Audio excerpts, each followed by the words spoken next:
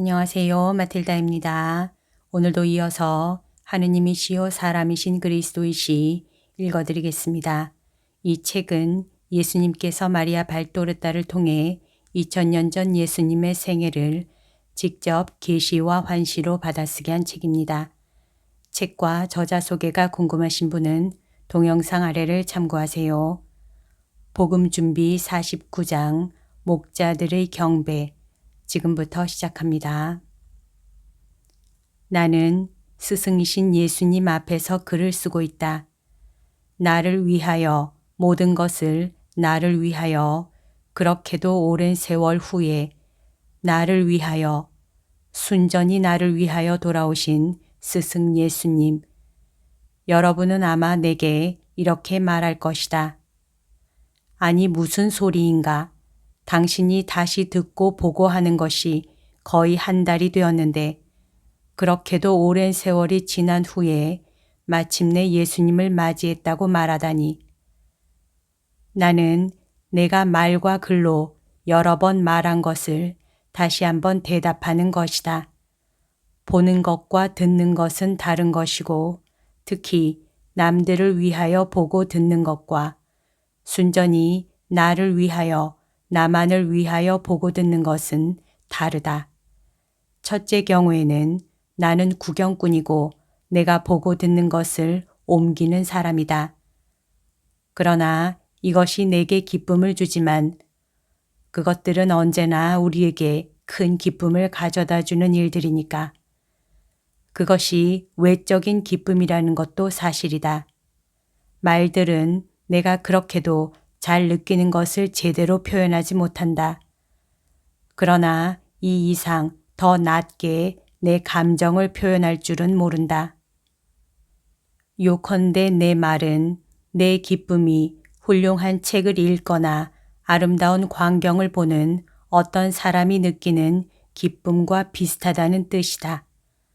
그 사람은 그 기쁨으로 감격하고 그것을 맛보고 그 기쁨의 조화를 감탄하며 생각한다. 저 사람이 있는 처지에 있다면 얼마나 좋을까 하고. 그런데 둘째 경우에는 듣고 보는 것이 나를 위한 것이면 그때는 그 사람이 나이다.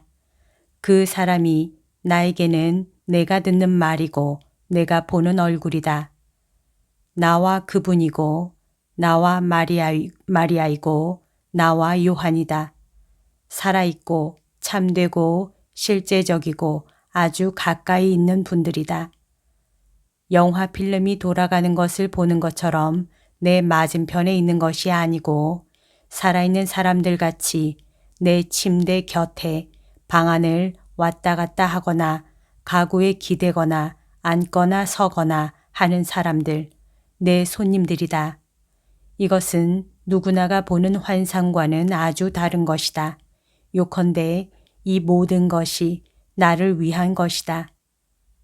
그런데 오늘, 아니 어제 오후부터 예수님은 여기 계시다.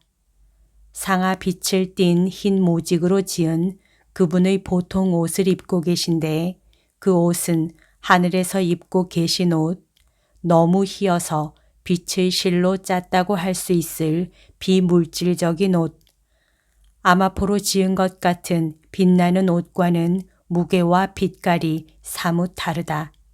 예수님은 여기에 오래된 상아빛같이 흰, 아름답고 길고 날씬한 손을 가지고 젓갈색을 띤 번쩍이는 밤색 속눈썹 사이에서 짙은 청옥색의 위압적이면서도 부드러운 눈이 빛나는 길고 흰 아름다운 얼굴을 가지고 계시다.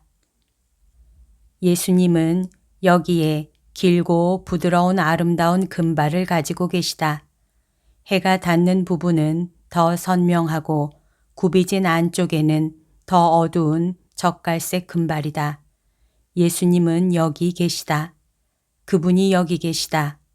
나를 보고 미소하시고 당신에 대해서 글을 쓰고 있는 나를 내려다 보신다.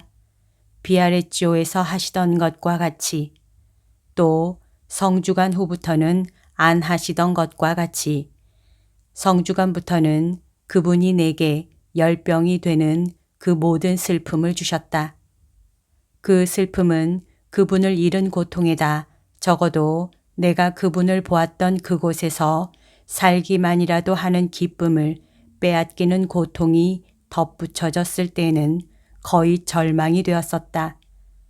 나는 그분을 본 그곳에서는 이렇게 말할 수가 있었다. 여기에 그분이 기대셨다. 여기서는 앉으셨고 여기서는 몸을 굽혀 내 머리에 손을 얹으셨다라고. 또 그곳은 내 가족들이 세상을 떠난 곳인데 그런 것을 경험하지 못한 사람은 이해할 수가 없다. 아니다. 이 모든 호의를 누리겠다고 주장할 이유는 없다. 우리는 그것이 우리가 받을 자격이 없는 거저주는 은총이라는 것을 알고 있으며 그 은총들이 우리에게 주어졌을 때 그것들이 오래 계속되기를 바랄 수도 없다. 우리는 이것을 잘 안다. 그래서 그 은총을 우리가 많이 받으면 많이 받을수록 우리에게 주어지는 무한한 아름다움과 하느님의 부 앞에서 우리의 혐오를 일으키는 비참을 인정하면 우리를 한층 더 겸손하게 낮추게 된다. 그러나 신부님 무슨 말씀을 하시렵니까? 아들은 아버지 어머니를 보기를 바라지 않습니까? 그리고 아내는 남편을 보기를 바라지 않습니까? 그리고 죽음이나 또는 오래 떨어져 있음으로 인하여 그들을 보지 못할 때에는 그들이 살았던 곳에서 산다는 사실에서 위안을 얻지 않습니까? 만일 그곳을 떠나야 한다면 거기 없는 사람이 그들의 사랑을 같이 한 장소도 잃었기 때문에 이중으로 고통을 당하지 않습니까? 이 고통 때문에 괴로워하는 것을 그들에게 비난할 수 있습니까? 아닙니다. 그러면 제 경우에는요. 예수님이 제 아버지요 정배가 아니십니까? 아버지나 남편보다도 더 소중하고 훨씬 더 소중한 분이 아니십니까? 그리고 예수님이 제게 그런 분이시라는 것은 제 어머니의 별세를 어떻게 참아 견디었는지를 가지고 판단하십시오. 저는 정말 고통을 당했습니다. 아시지요? 저는 어머니의 성격에도 불구하고 사랑했기 때문에 아직도 슬퍼하고 있습니다. 그러나 제가 그 고비를 어떻게 넘기는지 보셨지요? 예수님이 거기 계셨습니다. 그리고 예수님은 제게 어머니보다도 더 소중하셨습니다. 이 말씀을 드려야 할까요? 저는 고통을 당했습니다.